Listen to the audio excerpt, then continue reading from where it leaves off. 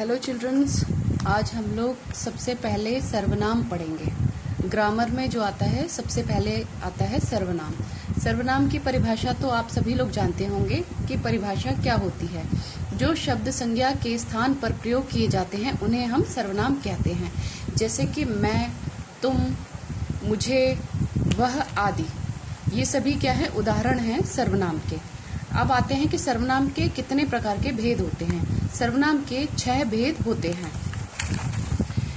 आइए देख लेते हैं सर्वनाम के 6 भेद कौन कौन से हैं। सबसे पहला आता है पुरुषवाचक सर्वनाम, दूसरा आता है प्रश्नवाचक सर्वनाम, तीसरा आता है अनिश्चयवाचक सर्वनाम, चौथा निश्चयवाचक सर्वनाम, निजवाचक सर्वनाम और संबंधवाचक सर्वनाम। तो इन सभी 6 भेदों में सबसे पहला आता है पुरुषवाचक सर्वनाम।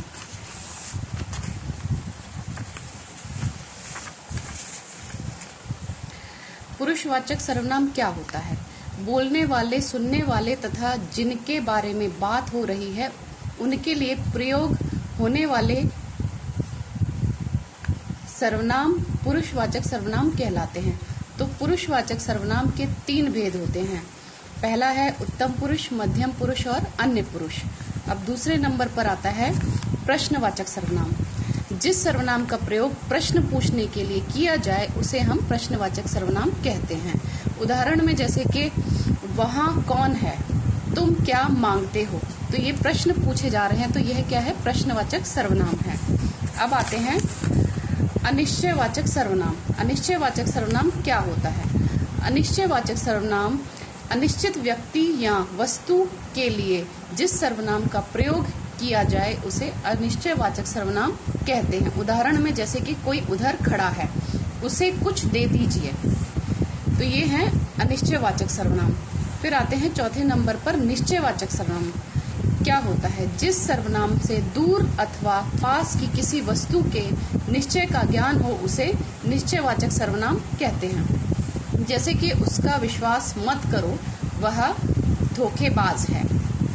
तो ये उदाहरण है अनिश्चयवाचक सर्वनाम का। अब आते हैं निजवाचक सर्वनाम क्या होता है? जो सर्वनाम बात करने वाले के लिए प्रयोग होते हैं उन्हें हम निजवाचक सर्वनाम कहते हैं। उदाहरण में जैसे कि आप, स्वयं, खुद, अपने आप आदि।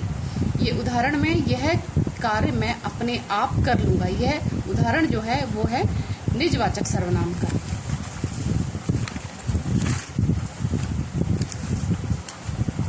अंत में आता है संबंधवाचक सर्वनाम। जो सर्वनाम वाक्य में किसी दूसरे सर्वनाम से संबंध सूचित करता है उसे हम संबंधवाचक सर्वनाम कहते हैं। उदाहरण में जैसे कि जो करेगा सो भरेगा, जो कमाएगा वह खाएगा। ये सभी 6 भेद हैं सर्वनाम के।